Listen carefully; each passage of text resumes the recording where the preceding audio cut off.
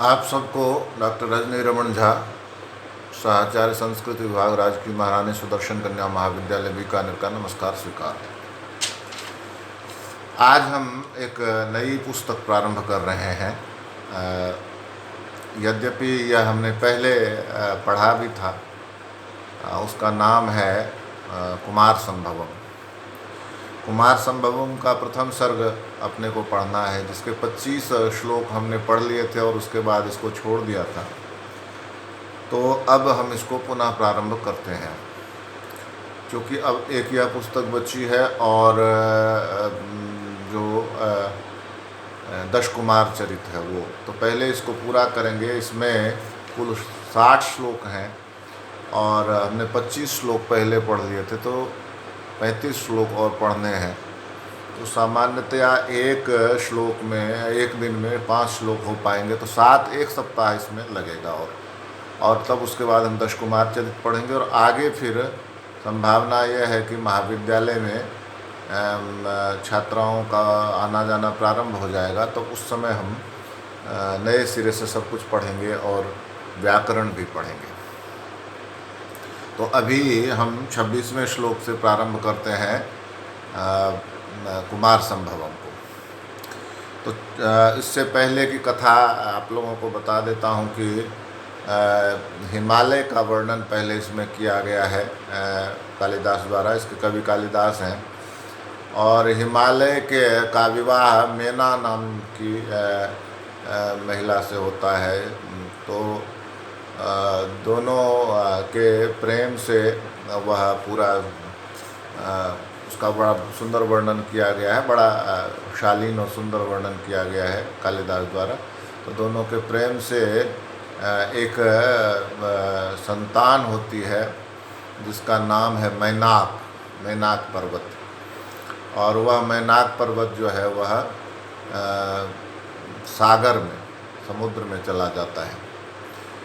और तब उसके बाद दूसरी संतान जो है वह पार्वती के रूप में जन्म लेती है। और यह पार्वती कौन है?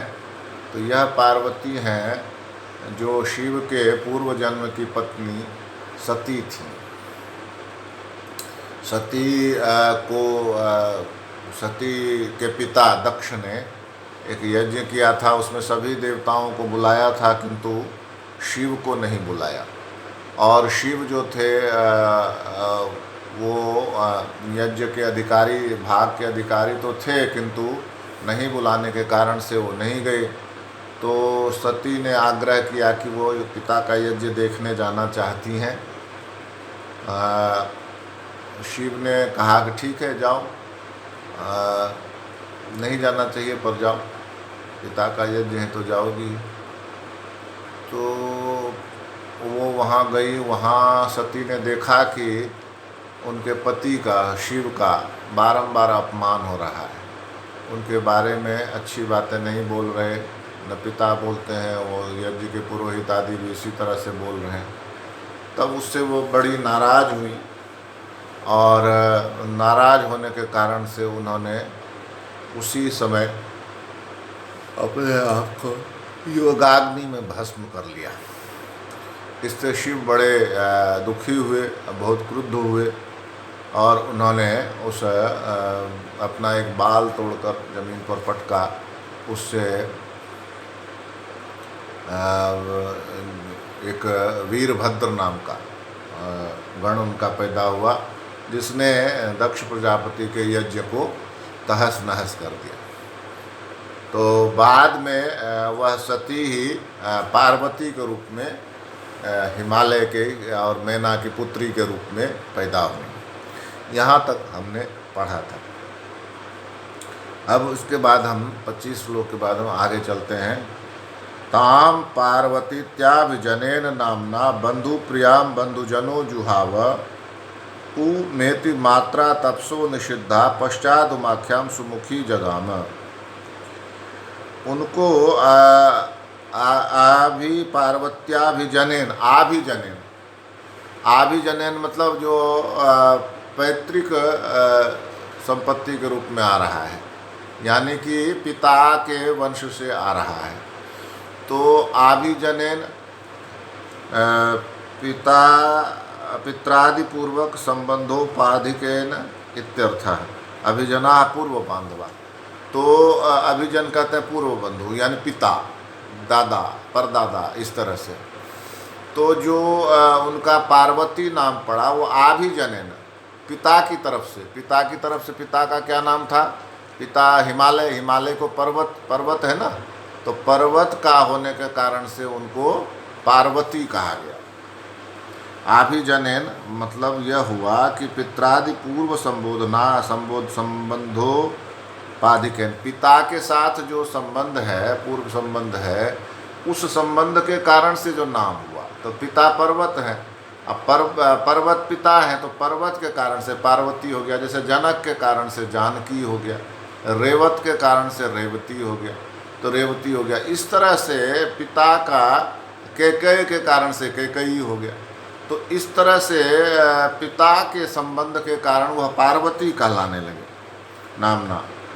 और बंधु प्रिया, वे अपने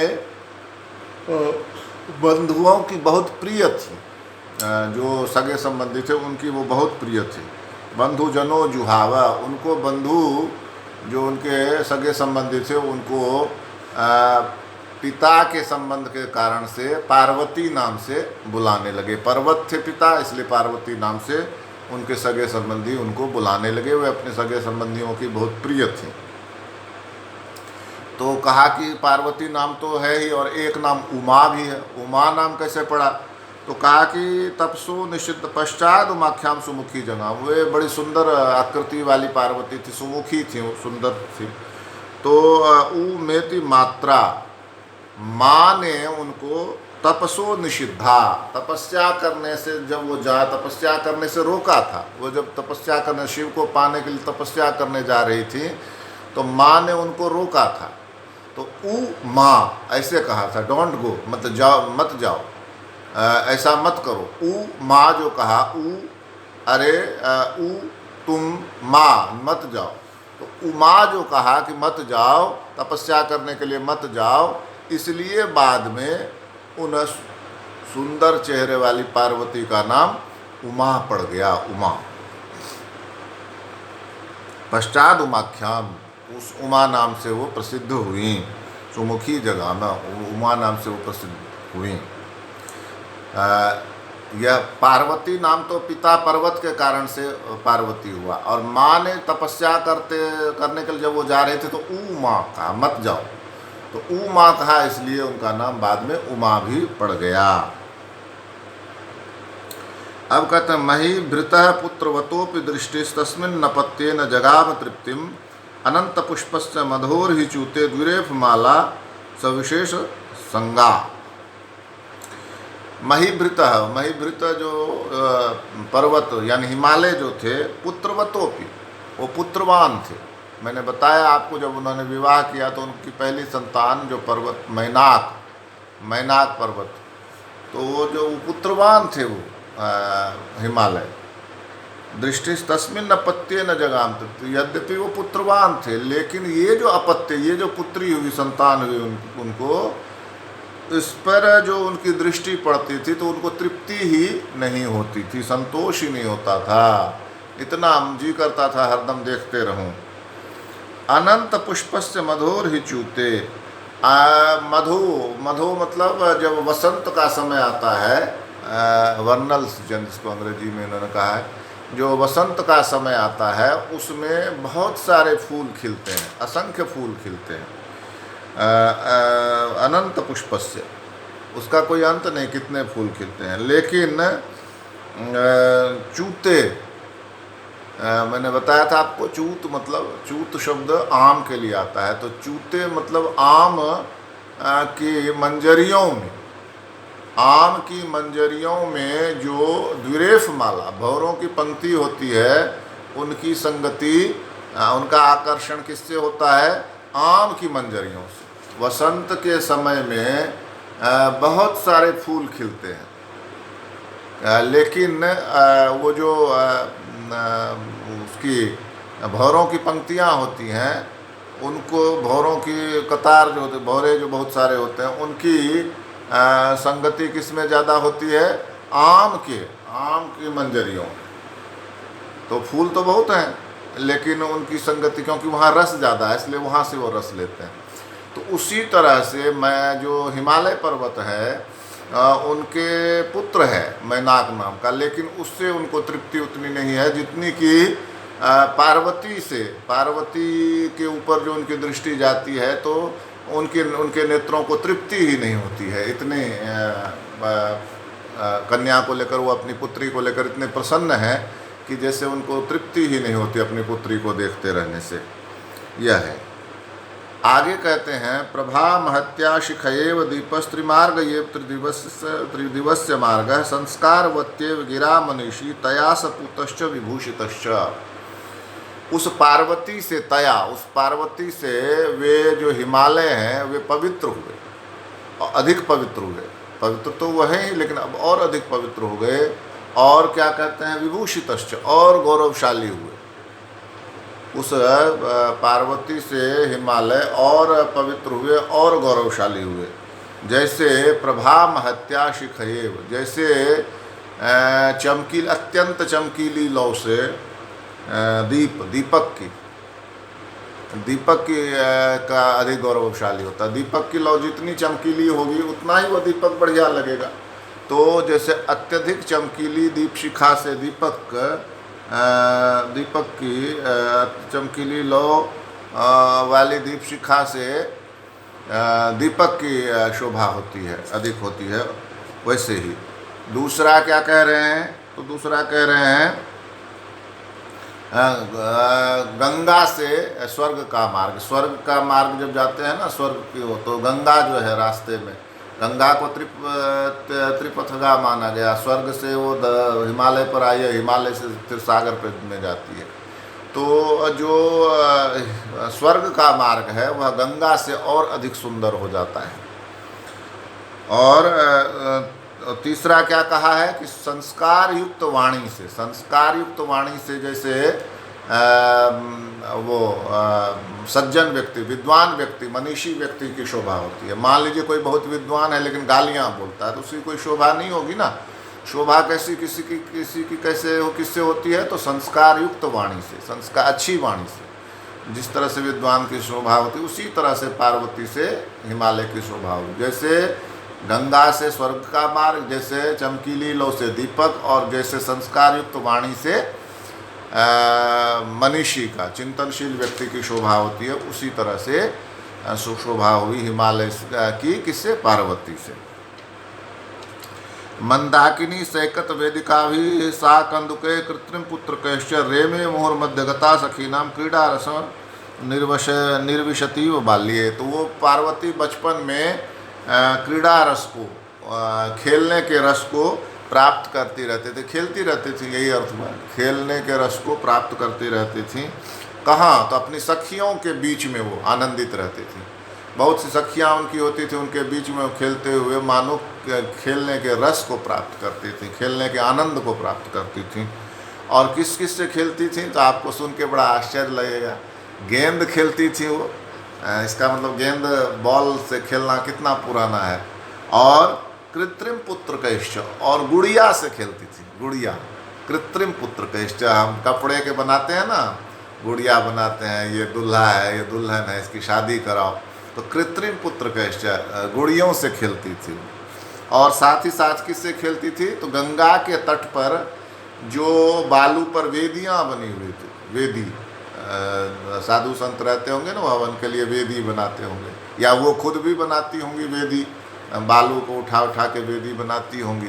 तो उस गंगा के तट पर जो बालू हैं उनसे बनी हुई वेदियों से भी वह खेला करती थी। तो गेंद से खेला करती थी, गुड़ियों से खेला करती थी, और बालू, गंगा के तट के बालू पर बनी वेदियों से खेला करती थी। और अपनी सखियों के मध्य वो उस खेल के आनंद को, इस खेल के रस को मानो प्राप्त करती रहती थी। और कहा कि ताम हंसमाला शरदीव गंगा महौषधिम नक्तमिवात्म भाषा स्थिरोपदेशाम उपदेश काले प्रपेदिरे प्राक्तन जन्म विद्या। कि वो जब उनके उपदेश का समय आया, यानी शिक्षा का, अध्ययन का समय आया, तो उनका जो प्राक्तन जन्म विद्या, पहले का जो सती का जन्म था, उसमें जो उन्होंने विद्या प्राप्त की थी वो उनके ऊपर स्थायी थी, और जैसे ही विद्या का समय आया वो सारी विद्याएं उपस्थित हो गई। सती के रूप में उन्होंने विद्या प्राप्त की थी, तो अब जब पार्वती के रूप में विद्या प्राप्त करने का समय आया तो सती के रूप में जो उन्होंने विद्या प्राप्त की थी वे विद्याएं इस समय अध्ययन के समय में उपस्थित हो गई। बिल्कुल कैसे, जैसे कि हंसों की पंक्तियाँ शरदीव काले, शरद के काल में गंगा के पास आ जाती हैं। हिमालय पर बहुत ठंड हो जाती है तो ये गंगा के पास आ जाती हैं। और जैसे महौषधिम नक्तमिवात्म भाषा, जैसे कि महौषधियाँ, हिमालय पर बहुत बड़ी बड़ी औषधियाँ, बहुत चमकीली औषधियाँ होती हैं, और उनके अपने प्रकाश से वो खुद चमकने लगती हैं। उन औषधियों में, उन वनस्पतियों में ऐसी चमक होती है कि वो जगमग करने लगती है, और उसकी जगमगाहट से वो खुद भी चमकने लगती है। जैसे जुगनू है ना, जुगनू अपनी जगमगाहट से खुद चमकने लगता है। तो इसी तरह से उन औषधियों से निकली जगमगाहट से वो औषधियाँ चमकने लगती हैं। उसी तरह से जो है पार्वती के भीतर जो वो विद्या थी पूर्व जन्म की, सती के जन्म, वो प्रकट हो गई, और उससे पार्वती स्वयं ही विद्यावती हो गई, और स्वयं ही विद्या का प्रकाश उनके अंदर आ गया।